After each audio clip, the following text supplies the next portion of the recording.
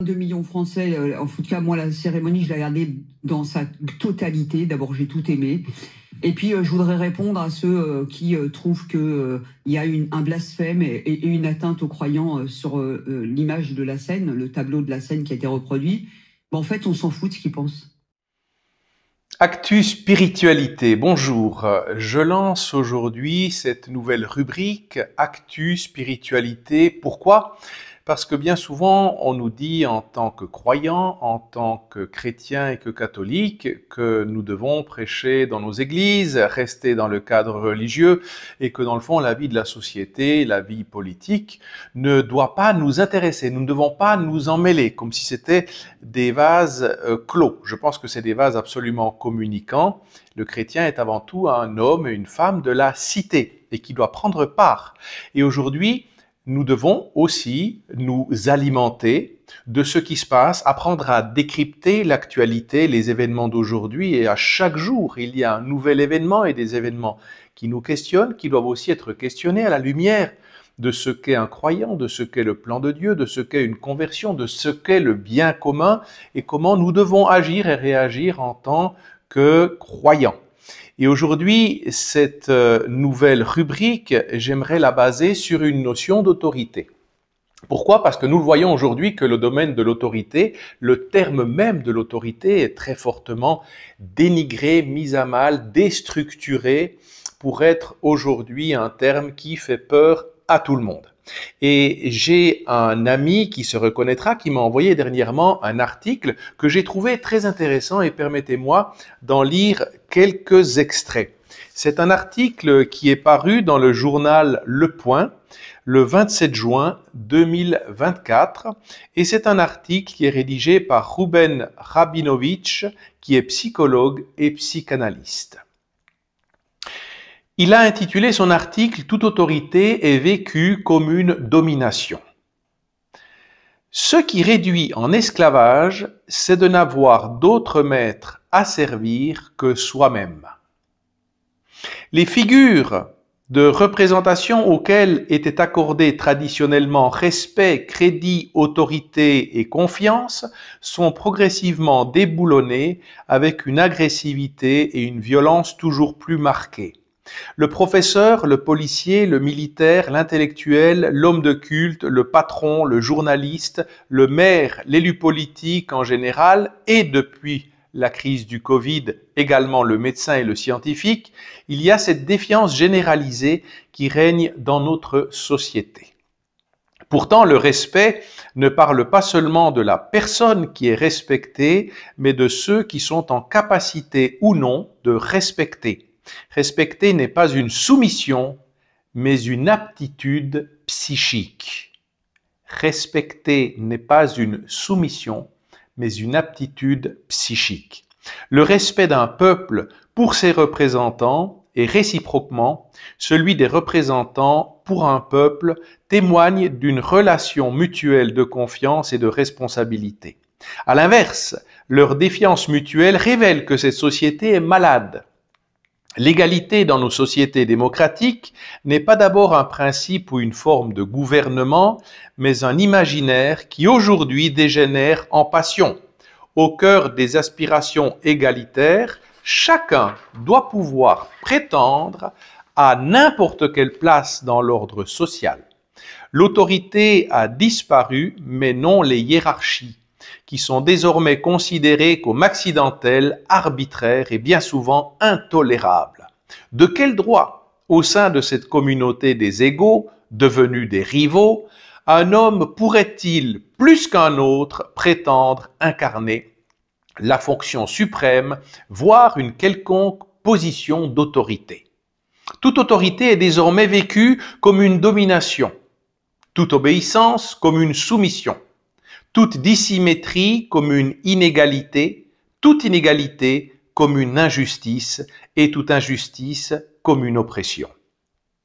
Le psychiatre et psychanalyste belge Jean-Pierre Lebrun évoque dans un lumineux ouvrage paru en 2020 un immonde sans limite, le passage d'une société pyramidale organisée autour d'un père à un monde horizontal organisé sans père. Avec la liquidation du patriarcat a aussi été liquidée la fonction paternelle. Du pater familias aux parents 1 et 2, c'est toute la structure de l'organisation sociale qui s'est trouvée remaniée de fond en comble, tout l'univers symbolique et mental qui s'est trouvé bouleversé. Si l'ordre patriarcal d'hier permettait de manière perverse à de nombreux hommes d'être des pères jouisseurs de leur position de toute puissance, la fonction paternelle, quant à elle, qui peut aujourd'hui être occupée par un homme ou une femme, est une condition sine qua non de l'organisation de la civilisation et de la collectivité. Elle est un attribut essentiel des représentants politiques, garant de l'ordre et figure de la transmission du savoir. Or, deux visions du monde, deux modèles psychiques semblent désormais en conflit ouvert, un modèle horizontal, l'autre vertical. La conception horizontale, telle qu'elle exprime aujourd'hui, promeut la prééminence de l'individu, des minorités agrégées en groupes d'influence, l'égalitarisme appliqué à tous les aspects de la vie individuelle. La conception verticale du politique accorde toujours la prééminence au collectif sur l'individuel et consacre la primauté de la loi commune qui s'impose à tous sur le désir de chacun. Elle en appelle à l'autorité, à la responsabilité, à l'identité, c'est-à-dire à la fidélité à soi, au respect des lois et à l'application des peines. À la place de nous aider à penser les mutations politiques en cours, elle contribue à la radicalisation et à la paralysie. Wokisme, islamisme, suprématisme et leur corollaire, l'antisémitisme, à mesure que les sociétés s'égalitarisent, la rivalité et la convoitise mordent toujours plus profondément le cœur des hommes et avec elle la haine de la transcendance.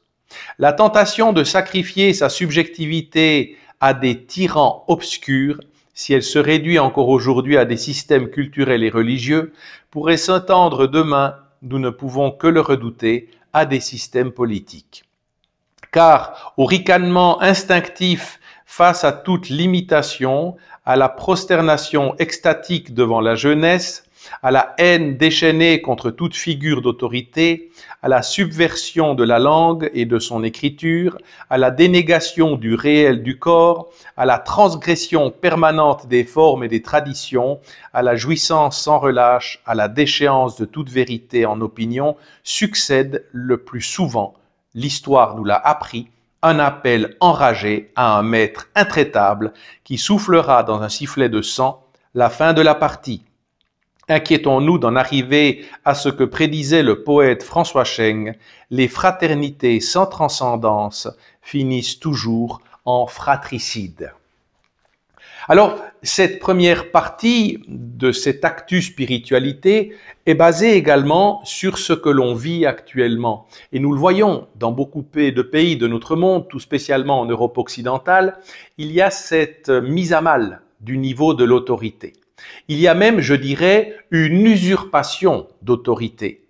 Il y a une double peine. Il y a ceux qui arrivent, qui accèdent à des postes au pouvoir et qui, dans le fond, n'y accèdent souvent pas, et ça avait été relevé dans cet ancien membre de la société politique française qui m'avait écrit et qui disait depuis les années 2000, ceux qui accédaient au pouvoir y accédaient par des biais négatifs, par des biais faussés, non plus par une intégrité, par une intelligence, par quelqu'un qui saura être une belle figure d'autorité, auctoritas, qui veut dire en latin faire grandir, faire émerger, et non pas celui qui l'apporte, mais celui qui au contraire reçoit de la figure d'autorité une notion, une intégration, une intelligence, une connaissance qui le fera croître et qui valorisera les deux positions, tant celui qui reçoit l'autorité que celui qui la représente. Alors évidemment que si celui qui aujourd'hui accède à une autorité la reçoit de manière usurpée, non pas parce qu'il a des qualités requises, mais parce qu'il a plutôt la soumission, parce qu'il a plutôt la position, l'idéologie de la doxa dominante, eh bien automatiquement celui-là va détruire la saine compréhension de la figure d'autorité.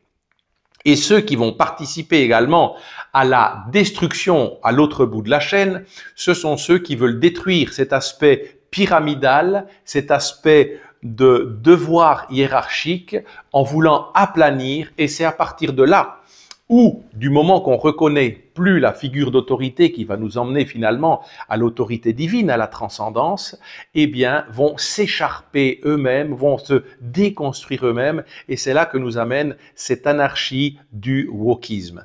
Et là aussi, c'est très important de le comprendre, parce que ces figures d'autorité et cette notion de comprendre comment est-ce que comme croyant, comment est-ce que comme bien-pensant, et aujourd'hui, il y a des points de convergence qui s'opèrent entre des sociologues, entre des psychologues, entre des anthropologues, entre des philosophes, entre des religieux, des moralistes. Eh bien, nous voyons qu'il y a à nouveau un socle commun de recherche de ce bien commun qui devrait nous élever et non pas démolir toutes les racines de la société. Et nous le voyons dans les représentations politique, même aussi parfois religieuse, eh bien, il y a cette déconstruction qui est favorisée. Pourquoi? Parce que ces élites, et je mets élites entre guillemets, ne sont plus des élites qui sont arrivées là par leur force de caractère, leur force de vouloir faire grandir, de vouloir être une saine autorité et de s'y mettre au service, mais d'obtenir, d'asservir, de profiter, d'écraser, de se mettre toujours soi-même en position, de devenir riche et célèbre. Et donc là, automatiquement, ces personnes-là vont se détacher de la seule véritable autorité qui est détenue par le peuple. Et saint Thomas d'Aquin disait très clairement que la seule autorité vient du peuple. Reprenons le catéchisme de l'Église catholique pour savoir si nous devons, en tant que croyants, en tant que chrétiens et catholiques, nous extraire, vivre uniquement dans nos communautés, nous cloisonner de manière totalement, je dirais, fermée, ou est-ce que nous devons prendre position? C'est intéressant aussi là de reprendre dans cet aspect d'actu spiritualité, d'avoir des outils et des clés de lecture. Dans le catéchisme de l'Église catholique, je reprends ici premièrement, l'article 1913 à 1917. Vous pouvez les relire, ces articles font partie de la section sur la participation à la vie sociale. Ils expliquent que la participation est un devoir que chacun doit exercer en responsabilité, en fonction de ses compétences, afin de promouvoir le bien commun. Articles 2239 à 2240, ces articles se trouvent dans la section sur les autorités civiles. Ils soulignent l'obligation des citoyens de contribuer au bien de la société, y compris par le respect des lois justes et la participation active à la vie publique. Article 2442. Cet article traite de l'action sociale chrétienne. Il appelle les laïcs, en particulier, à s'engager dans des activités sociales et politiques pour promouvoir la justice, en accord avec les principes de la doctrine sociale de l'Église. Enfin, articles 1897 et à 1927, ces articles parlent de l'organisation de la société et de l'autorité. Ils insistent sur le fait que l'autorité doit servir le bien commun et que les chrétiens ont le devoir de coopérer avec les autorités légitimes pour assurer l'ordre et la justice. Nous devons coopérer, nous devons participer, nous devons être dans l'édification mutuelle de cette société. Et c'est important de ne pas s'extraire, de ne pas être découragé. Mais aujourd'hui, ce qui se passe, c'est que là, nous constatons aujourd'hui, et Michel Maffezoli, dans son livre « L'ère des soulèvements », en parle très bien, c'est qu'à un moment donné, à des fins d'époque, et lui dit que nous en arrivons en effet à une époque de fin de modernité, de fin même de post-modernité, eh bien nous arrivons à des ères de soulèvement. L'ère de soulèvement, elle arrive quand? Elle arrive au moment où le peuple, qui lui seul détient la véritable autorité, ne se sent plus reconnu et représenté par ses élites. Il y a des preuves flagrantes, des effets et des conséquences flagrantes à cela. Premièrement, une démission de l'activité politique.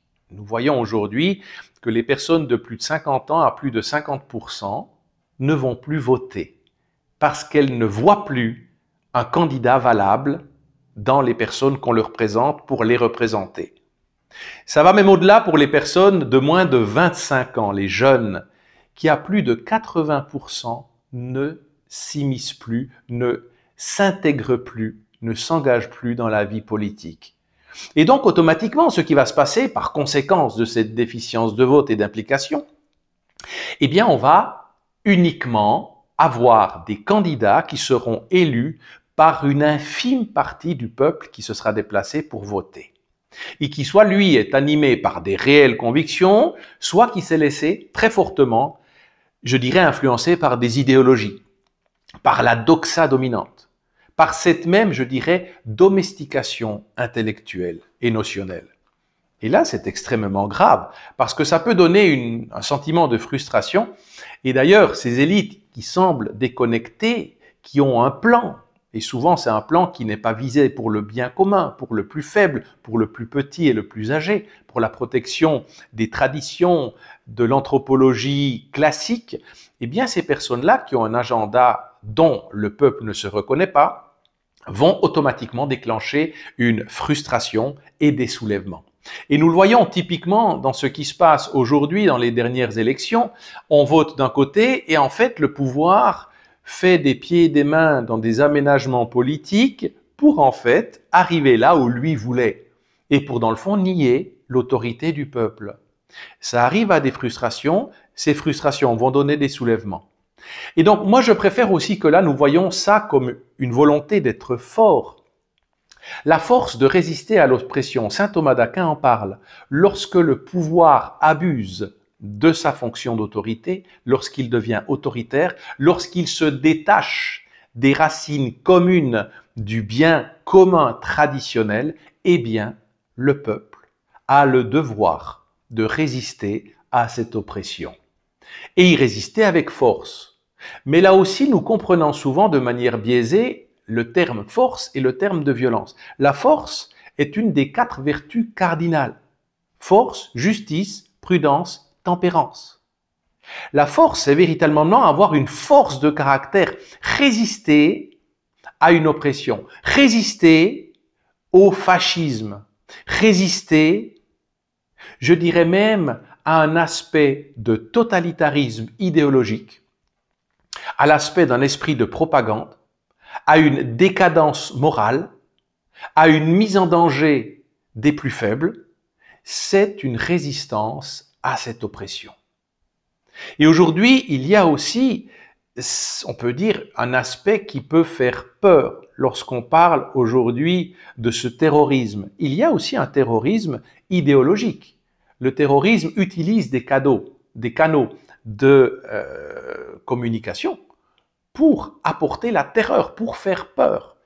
Et aujourd'hui, il y a foison que nous constatons, foison d'événements que nous constatons et qui font peur à la personne qui veut se rattacher à une anthropologie, à une croyance classique. Et elle est souvent sidérée. Et c'est par la sidération, voire par la dérision, par la marginalisation, que nous en opérons finalement à une domestication de l'esprit de l'être humain.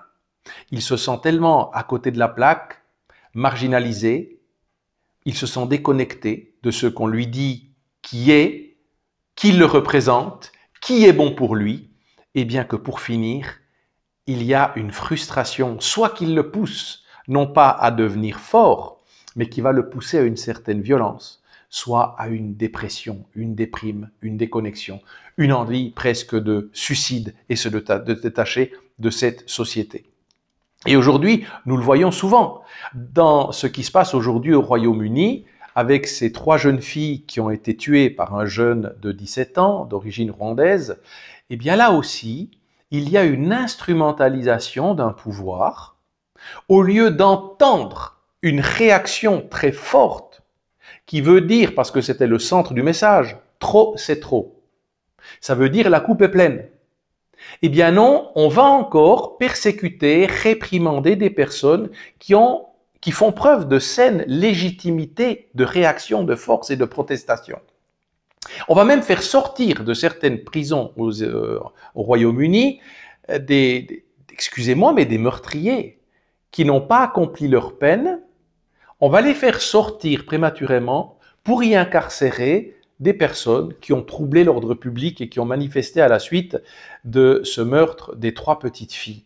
Vous voyez la distorsion, vous voyez le manque de discernement, d'accueil d'une saine force de résistance à la terreur et de mettre tout le monde dans le même panier. Et à nouveau, de vouloir museler une saine résistance à la répression. Et là aussi, aujourd'hui, il y a une instrumentalisation, souvent de la force légitime que représentent les organes, je dirais, à disposition de l'État, donc l'armée, la police, tout le service d'ordre. Mais attention, si le service d'ordre, à un moment donné, prend conscience qu'on est en train de l'instrumentaliser pour ne pas protéger le bien commun, pour ne pas protéger le peuple, mais pour domestiquer le peuple, pour le faire taire, pour l'empêcher de réagir, à un moment donné, vous savez, c'est la cocotte minute que l'on met sous pression, ça va sauter. Donc, lorsque l'on a des personnes qui essaient juste d'éveiller tous les responsables, de les faire prendre conscience qu'ils sont en train de mettre en péril toute une société et de valoriser la véritable force de résistance à un terrorisme idéologique, c'est quelque chose qui doit être protégé et mis en avant. Et si on empêche cette force-là, cela aboutira à de la violence. Et j'imagine que ni vous ni moi ont envie que nous arrivions à cette notion de violence. Mais regardez, cette montée de la violence, et je le prends tout dernièrement au Royaume-Uni, les forces de l'ordre, qui elles-mêmes sont là pour l'ordre, la plupart de ces gens-là sont là véritablement pour le bien commun. On est en train de les mettre en péril contre le peuple. Et je ne dis pas, il y a bien sûr des mouvements protestataires qui sont noyautés par des extrémistes, par des fascistes, par des black blocs qui veulent juste casser. Dans le fond, qui eux n'ont pas de volonté de combattre contre une violence, contre une idéologie, mais ils ont juste envie de taper. Bien évidemment que ces personnes-là font énormément de mal à ces saines protestations et manifestations. Mais là aussi, ce que je trouve particulièrement pervers, c'est que les pouvoirs en place, très souvent, lorsqu'on parle de certaines personnes et des personnes qui sont leurs grands protégés, on va tout de suite nous dire « ne faites pas d'amalgame ». Par contre, eux, comme les médias qui sont bien souvent assujettis à leur solde, eh bien, vont dans ces manifestations, très souvent, faire des amalgames et des généralités en disant que dans les personnes qui réagissent, il n'y a que des extrémistes, des black blocs, des personnes qui sont des fascistes, des personnes qui veulent viser le terrorisme, le chaos global, et on nuit à la personne qui veut juste dire stop à la violence, stop à l'impunité, stop à des peines à géométrie variable, stop à l'idéologie, stop. Et je crois qu'aujourd'hui, dans cette actu-spiritualité, nous devons prendre cette notion d'autorité en compte. Elle est fondamentale de nous dire aujourd'hui, voyons simplement ce qui se passe et voyons ce que l'Église, ce que les chrétiens, ce que les catholiques sont amenés eux aussi à dire, à réagir. Et nous avons à être forts réellement et non pas à être violents. Mais si on empêche la saine force, la sainte force de pouvoir réagir contre tout ce qui se passe, contre tous les biais cognitifs, contre toutes les manipulations idéologiques, souvent animées par des intérêts qui ne sont pas des intérêts d'une belle autorité qui veut pousser le bien commun vers le haut, mais qui veut au contraire instrumentaliser et déshumaniser l'être humain, la cellule familiale, qui veut mettre en péril l'équilibre des futures générations, eh bien c'est là où, si la force de résistance à cette oppression ne peut pas s'exprimer, nous allons aboutir à des ères de soulèvement et de violence. Et je trouve qu'aujourd'hui, nous devons faire très attention à cet esprit-là. Et c'est pourquoi je veux, dans le cadre de cette chaîne, vraiment avec l'amour du Christ, et vous savez que amour et vérité se rencontrent, amour et force vont de pair, amour et justice doivent aussi cheminer toujours dans la vérité, et la vérité n'est qu'une, elle n'est pas mise là de manière relative, où aujourd'hui justement on aimerait instrumentaliser la vérité des choses selon ses propres principes. Et là, c'est extrêmement dangereux. Et c'est là aujourd'hui où nous devons nous éclairer mutuellement, créer des tissus. Et je dis bien, ces tissus-là ne doivent pas être seulement des tissus vécus de manière seulement religieuse, comme dans un ghetto. Nous devons nous ouvrir par des personnes de bonne volonté, qui se disent croyantes ou non, parce qu'il y a beaucoup de personnes qui se disent non croyantes, mais qui sont profondément religieuses, qui sont profondément des bonnes personnes visant le bien commun. Nous devons réinstaurer ce tissu parce que ce pouvoir et cette autorité viendra à nouveau de cette base, de ce qu'on appelle également en religion le sensus fidei, le sens des fidèles. Être fidèle, c'est quoi? C'est être fidèle à sa tradition de pensée, être fidèle à son enracinement, à ses principes moraux, à ses principes de vie, à ce qui nous a construits. Et plus on nous attaquera face à ces principes, moi je dis montrez-moi quelle est la beauté des vôtres, montrez-moi d'où ils viennent et montrez-moi surtout où ils nous amènent. Est-ce que vos nouveaux principes nous amènent à une ère mortifère? Est-ce qu'il nous amène à une ère de complémentarité ou est-ce qu'il nous amène à une ère de guerre, d'opposition, d'aliénation, de désolation? On juge un arbre à ses fruits. Que celui qui a des oreilles entende.